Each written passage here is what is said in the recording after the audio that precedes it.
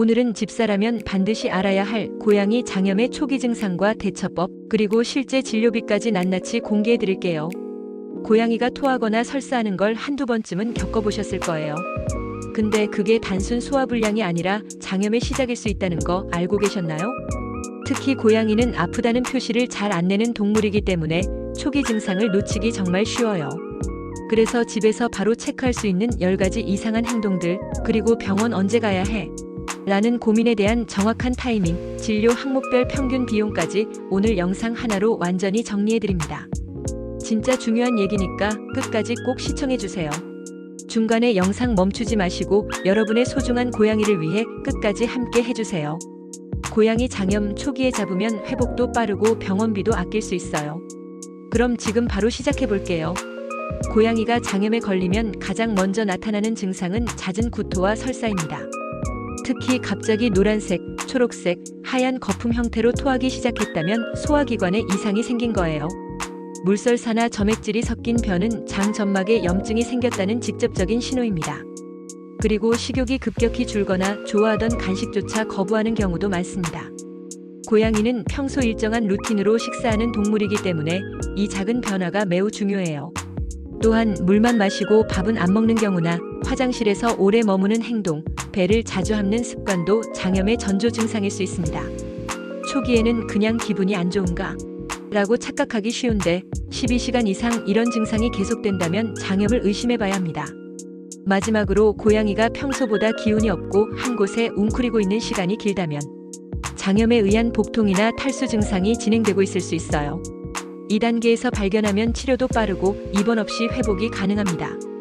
고양이 장염의 원인은 생각보다 다양합니다. 첫째는 식이 변화, 갑자기 사료를 바꾸거나 간식을 과도하게 준 경우. 둘째는 기생충 감염, 특히 실내외를 자유롭게 오가는 고양이에게 흔하죠.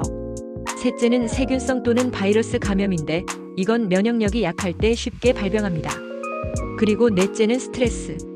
이사, 새로운 가족 구성원, 다른 동물과의 마찰 등도 고양이 장 건강에 큰 영향을 줘요.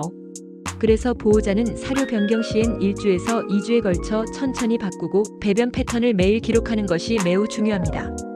또한 집에서 체크할 수 있는 방법으로는 배에 살짝 손을 얹었을 때 통증 반응을 보이는지, 눈동자가 늘어지거나 흐릿해졌는지, 잇몸이 창백한지, 발바닥에 땀이 나 있는지, 이런 작은 징후들만 알아도 빠르게 의심하고 대응할 수 있어요.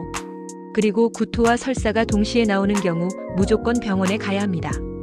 이건 단순한 장염을 넘어 전신 염증 반응이 시작됐다는 의미일 수 있거든요. 가장 많은 질문이 언제 병원에 데려가야 하나요? 정답은 24시간 안에 증상이 3번 이상 반복되면 병원 가야 합니다. 특히 6개월 이하의 고양이나 고령묘 기저질환이 있는 고양이는 더 빠르게 병원을 찾아야 해요. 병원에 가면 어떤 검사를 할까요? 보통 다음과 같은 순서로 진행됩니다. 문진 및 체온 체크, 복부 촉진 고양이가 복통 반응을 보이는지 확인, 기본 혈액 검사 CBC, 전해질 검사, 엑스레이 또는 초음파 검사 장내 염증이나 막힘 여부 확인, 대변 검사 기생충, 세균, 바이러스 감염 여부 확인. 이런 기본 검사를 통해 장염인지 또는 장염 외에 다른 내과 질환인지 구분할 수 있어요. 그리고 장염으로 진단되면 수액 처치, 항생제 투약, 대사 균형 유지를 중심으로 치료가 진행됩니다. 이때 얼마나 빠르게 진료를 받느냐에 따라 치료 기간이 하루 차이에서 일주일까지 달라질 수 있어요.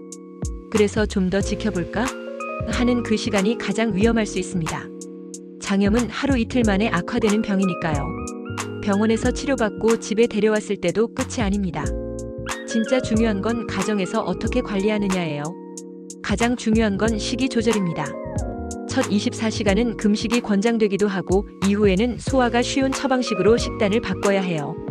예를 들어 습식 사료 중에서 GI 위장관 처방식을 권장받을 수 있고 자가 요리식으로는 삶은 닭가슴살과 호박, 소량의 쌀을 섞어서 주기도 합니다. 또한 항생제나 지사제를 복용 중인 경우 약 시간은 철저히 지켜야 하고 고양이 입맛이 없더라도 억지로라도 수분을 공급해야 해요. 물은 따뜻하게 데워주면 더 잘 마시는 경우도 많고 고양이 전용 수분 보충제나 달육수도 활용해보면 좋아요. 또한 화장실 상태는 매일 점검해야 해요. 변의 색, 점도, 냄새, 횟수 모두 기록해두면 병원 재진 때 큰 도움이 됩니다. 그리고 스트레스를 유발할 수 있는 환경 요소도 제거해야 합니다. 소음, 낯선 사람, 과도한 장난감 사용도 당분간 피해주세요. 자, 이제 현실적인 부분.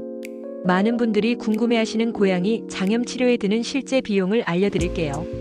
물론 지역이나 병원 규모에 따라 다르지만 평균적으로 이렇습니다.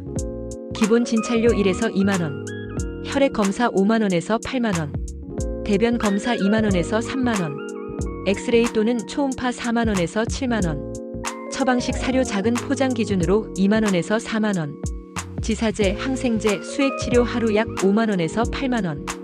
따라서 1회 진료 총 비용은 평균 10만원에서 15만원 수준, 입원이 필요할 경우 1박에 10만원 이상이 추가될 수 있습니다. 초기에 병원을 방문하면 입원 없이 외래 치료로 끝날 수 있지만 늦게 가면 고생도 많고 비용도 배로 드는 거죠. 그러니 조금이라도 이상하다면 망설이지 마세요. 병원비보다 더 중요한 건 우리 아이의 건강이니까요. 6번째, 장염 예방 수칙 이건 꼭 지키세요. 갑작스러운 사료 변경 금지 최소 7일간 혼합해가며 천천히 전환. 상한 음식, 오래된 간식 절대 주지 않기. 고양이 장에 맞는 프리바이오틱스, 유산균 정기 급여하기. 스트레스 관리 캣타워, 숨숨집, 페로몬 디퓨저 등으로 안정감 제공해주기. 기생충 예방 약 정기적으로 투약하기. 매일 배변 상태 체크하고 기록하기. 집안 소독, 급수기와 식기 정기 세척하기. 이것만 잘 지켜도 대부분의 장염은 충분히 예방이 가능합니다. 장염은 면역력이 약해졌을 때 가장 먼저 찾아오는 질병이기 때문에 평소 건강관리와 면역력 유지가 최고의 예방책이에요. 마지막으로 장염을 의심할 만한 행동들이 보이면 다음 3가지를 반드시 실천하세요. 식사량과 배변 상태 기록하기. 증상 지속 시간이 12시간 넘는지 체크하기. 집에서 관리가 어려우면 망설이지 말고 병원 내원하기.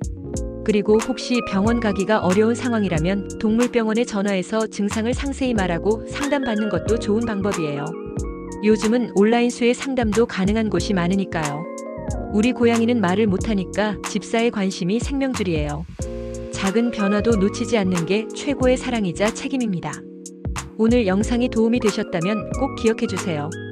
고양이 장염은 금방 낫겠지가 아니라 지금 바로 대응하자가 정답입니다. 초기 발견이 치료의 절반. 소중한 우리 고양이를 지키는 건 바로 당신의 눈과 손이에요.